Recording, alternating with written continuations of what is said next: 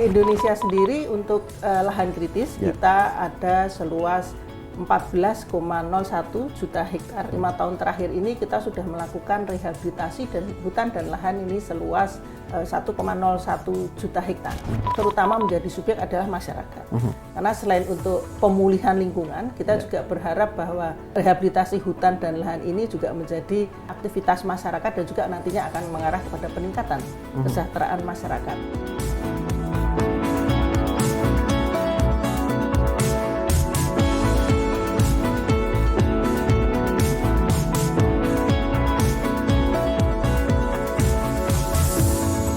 Assalamualaikum warahmatullahi wabarakatuh. Sobat Hijau, salam sehat selalu.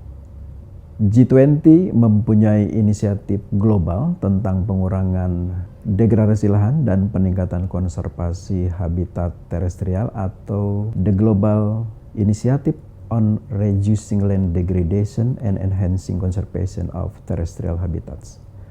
Tujuan dari inisiatif ini, Sobat Hijau, adalah untuk mencegah, menghentikan degradasi lahan dan mengurangi lahan terdegradasi hingga 50% pada tahun 2040. Inisiatif ini menunjukkan tekad yang belum pernah terjadi sebelumnya oleh ekonomi terbesar di dunia untuk melestarikan lingkungan terestrial dan sekarang berkembang ke ekosistem lain yaitu gambut dan mangrove. Ini juga berfokus pada pengembangan kapasitas serta melibatkan sektor swasta dan masyarakat. Inisiatif ini memiliki 3 tujuan, Sobat Hijau, yang saling terkait. Yang pertama, melestarikan lahan dan menghentikan hilangnya habitat, fragmentasi dan degradasi lahan, mempromosikan pengelolaan lahan dan lanskap yang terintegrasi, berkelanjutan dan tangguh, kemudian memulihkan lahan terdegradasi melalui kepemimpinan negara-negara G20 dalam inisiatif global ini. Dalam perubahan global menuju pengelolaan lahan yang baik dan pemulihan keseimbangan dengan alam. Itu menjadi concern dan tujuan dari inisiatif ini. Pada EDM CSWG tahun 2022 telah dibahas juga mengenai isu ini dan termasuk di dalamnya adalah pemulihan mangrove. Untuk itu, Sobat Hijau, podcast kali ini kita akan membahas isu strategis land degradation dan upaya rehabilitasinya bersama Direktur Jenderal Pengelolaan Daerah Aliran Sungai dan Rehabilitasi Hutan, atau kita singkat PEDAS RH. Ibu Diah, sehat ya Ibu Diah ya? Alhamdulillah. Bu Diah, podcast kali ini kita akan mengupas tentang isu degradasi lahan, dan ini kan menjadi isu yang hangat di G20 2022 juga begitu ya. Sehingga mungkin kita perlu menyampaikan berbagai informasi untuk Sobat Hijau kita semua. Bu Diah, mungkin bisa dijelaskan nggak kondisi lahan kritis kita gitu ya? Kemudian bagaimana rehabilitasinya, Bu Diah? Oke, baik, makasih Pak Nunu. Halo Sobat Hijau semuanya. Terkait dengan lahan kritis, saya kira kita semua sudah tahu bahwa lahan kritis itu adalah lahan di dalam dan di luar kawasan konservasi yang saat ini sudah fungsinya ini sudah tidak berjalan terkait dengan pengaturan tata air maupun produktivitas lahannya sehingga mengganggu keseimbangan ekosistemnya. Nah, kemudian tentu saja area-area yang dikategorikan di dalam lahan kritis ini sudah menurun atau bahkan kehilangan untuk pengatur tata airnya, kemudian pengendali daripada erosi, kemudian juga dia sudah untuk iklim mikronya ini juga sudah tidak bisa mengatur iklim mikro yang ada di lokasi tersebut. Di Indonesia sendiri untuk lahan kritis kita ada seluas 14,01 juta hektar. Ini juga sudah di-SK-kan oleh Ibu Menteri Lingkungan Hidup dan Kehutanan tahun 2018. Nah, lahan kritis ini sendiri terdiri di hutan lindung, hutan produksi, hutan konservasi maupun area penggunaan lain. APL juga termasuk. APL ya, APL yang paling besar malah 5,5 juta hektar. Oke. Kemudian setelah itu ada di hutan produksi sekitar 5,1 juta hektar. Ya. Kemudian di hutan lindung ada 2,8 juta hektar. Ya. Di kawasan konservasi 0,9 juta hektar. Nah, dan ini juga tersebar di seluruh Indonesia. Yang paling besar untuk lahan kritis ini ada di Pulau Sumatera. Ya, kemudian juga setelah itu Kalimantan. Yang ketiga Jawa, yang keempat Sulawesi, dan selanjutnya ada di Bali, Nusra, Maluku, dan Papua. Ya. Lalu upaya rehabilitasinya seperti apa, Bu Dirjen? Ya, upaya rehabilitasi sebenarnya sudah bertahun-tahun, sudah dari awal sudah dari tahun dulu kita sering lakukan. Kemudian untuk pendataan yang kita lakukan mungkin di 5 tahun terakhir ya. 5 tahun terakhir ini kita sudah melakukan rehabilitasi dan hutan dan lahan ini seluas 1,01 juta hektar. Ya. Dan yang paling banyak kemarin ada di tahun 2019, tahun 2020 mengalami penurunan karena saat itu terjadi pandemi COVID. Baik. Dan itu tidak hanya terestrial ya Bu ya? Ada di mangrove juga ya, kerja rehabilitasinya. Baik.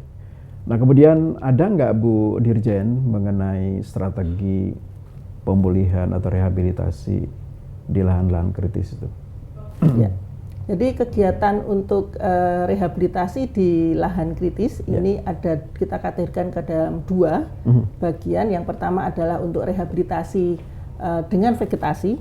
Ya, ini dengan vegetasi ini tentu saja ada kegiatan-kegiatan RHL dengan melalui vegetasi, dengan penanaman-penanaman, rehabilitasi dan sebagainya. Kemudian yang kedua melalui bangunan sipil teknis. Nah ini terdiri dari dam penahan, dam pengendali, kemudian juga ekohidrolika, sumur resapan. Gitu.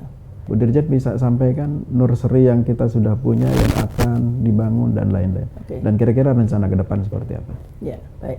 Jadi sesuai dengan arahan Bapak Presiden, memang kita diminta untuk membangun persemaian skala besar. Dan ini merupakan salah satu percepatan untuk melakukan rehabilitasi hutan dan lahan. Nah, kemudian kita juga sudah membangun persemaian skala besar ini di beberapa lokasi seperti yang kemarin sudah diresmikan oleh Bapak Presiden ini di Rumpin. Kemudian juga kita juga sudah membangun di Toba, kemudian di Labuan Bajo dan di Likupang, Sulawesi Utara. Nah, selain itu saat ini kita juga sedang membangun nih Pak di IKN di Mentawir.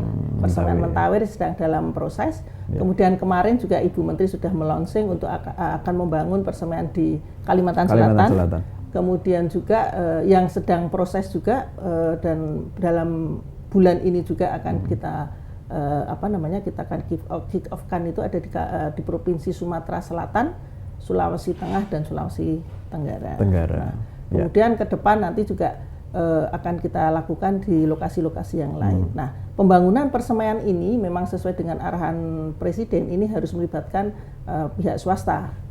Jadi dengan public private partnership. Nah, perusahaan-perusahaan yang memang dilibatkan ini adalah perusahaan-perusahaan yang memang sudah beraktivitas di dalam kawasan hutan dan dia memanfaatkan atau penggunaan sumber daya alam yang ada di kawasan hutan seperti perusahaan tambang, kemudian HPH, HTI dan sebagainya. Baik. Tidak hanya swasta, barangkali pelibatan masyarakat juga penting pasti. Di aspek rehabilitasi Bu Dirjen. Nah, ini juga saya kira di program-program kita setiap kali kita melakukan kegiatan rehabilitasi hutan dan lahan yang terutama menjadi subjek adalah masyarakat.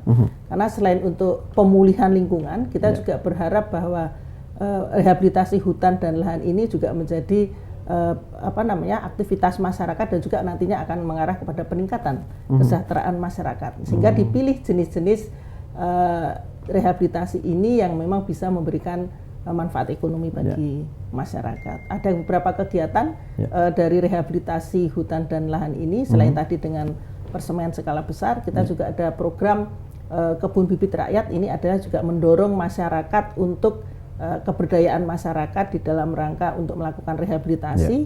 Kita berikan program mereka yang melakukan pembibitan sendiri, kemudian mereka akan tanam di sekeliling area ataupun di sekeliling kehidupan mereka.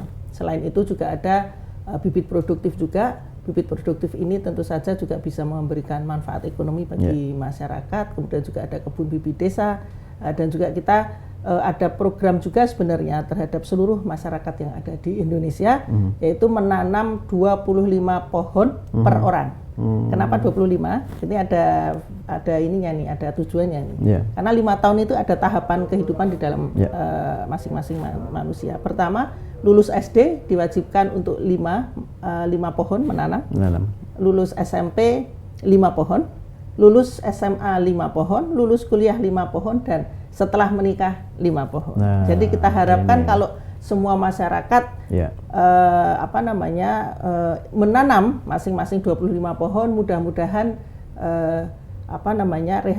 lahan kritis yang tadi saya sampaikan di awal ini bisa teratasi dengan melakukan penanaman pohon tersebut. Jadi kita budayakan kepada masyarakat untuk menanam. Nah, sekarang kalau masyarakat ingin nanam pohon, Ibu Dirjen punya nggak sih fasilitas persemaian di masing-masing provinsi gitu, dan gimana caranya mereka bisa memperoleh bibitnya? Untuk persemaian sebenarnya ada 57 persemaian yang skala kecil di seluruh Indonesia, ada.